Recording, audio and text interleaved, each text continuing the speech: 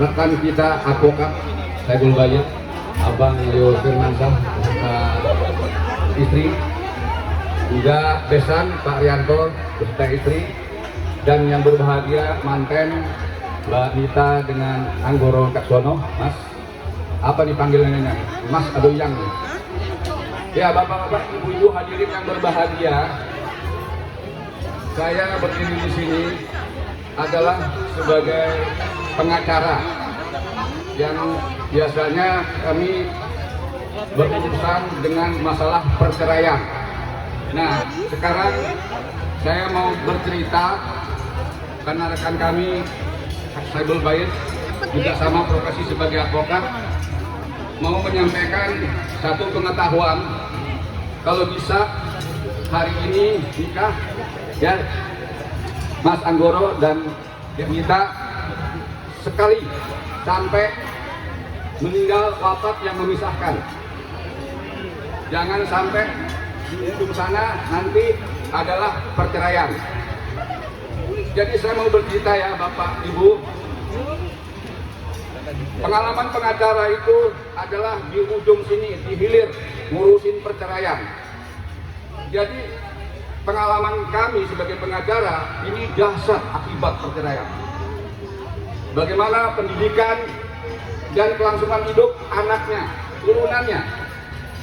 Bagaimana pembagian harta gono gininya. Bagaimana keluarga besar pasti lo gue. Emang gue pikirin.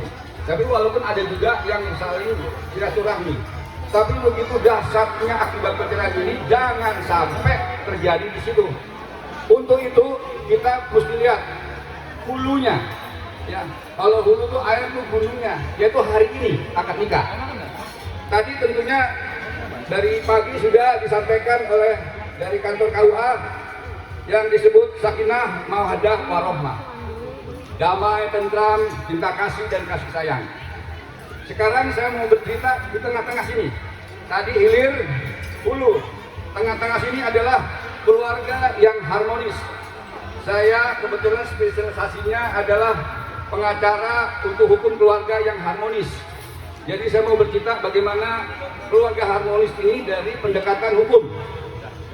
Bapak dan Ibu, rupanya yang namanya keluarga harmonis ada undang-undangnya.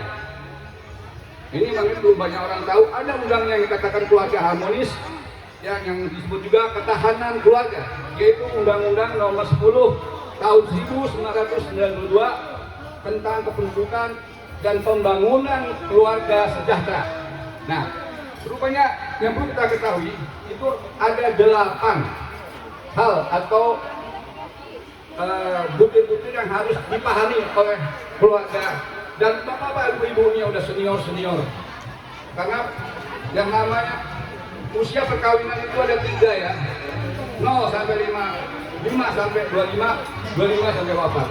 Nah, saya mau mulai dengan 1 adalah yang disebut agama. Jadi agama itu merupakan dasar ya, yang harus dipahami, dijalankan, tidak boleh kompromi. Kewajiban istri terhadap suami, suami juga kepada istri, harus seimbang. Jadi kalau ngomongin manten nih, masalah agama, kita ingat yang disebut apa? Malam Jumat ya. Apa itu disebut biasanya? Sunnah Rasul. Tapi kalau bagi manten, berlaku nggak dia? Seminggu sekali itu. Bagi manten, hari-hari yang lain disebut wajib kali ya. Jadi yang sunnah nunggu seminggu sekali, hari yang lain wajib. Saya nggak terus sunnah ya. Terus yang kedua, cinta kasih. Nah, ini kalau cinta kasih, saling mengasihi, Mas Anggoro sebisanya menjadi suami siaga ya. Bapak Ibu, suami siaga sekali-sekali, jadi jangan terus-terusan juga. Saya mau ceritain suami siaga itu bagaimana.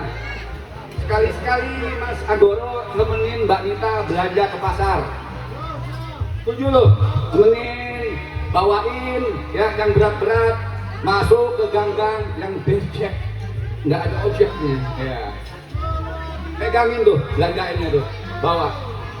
Terus kalau yang punya pakai mobil nih, bukain pintunya, ya kan? Tapi hati-hati pada saat tutupnya, biasanya tangan belum lepas udah jeblak aja tuh. Nah, kemudian kalau ke restoran, tarikin kursinya. Ya nggak? Pernah nggak nih Bapak Ibu lakukan nih? Harusnya dengan pasangan kita yang begitu, jangan dengan tetangga sebelah. Ya, jangan dengan perumput tetangga. Itu harus keluarga kita lakukan begitu. Kita selalu siaga ya untuk istri kita.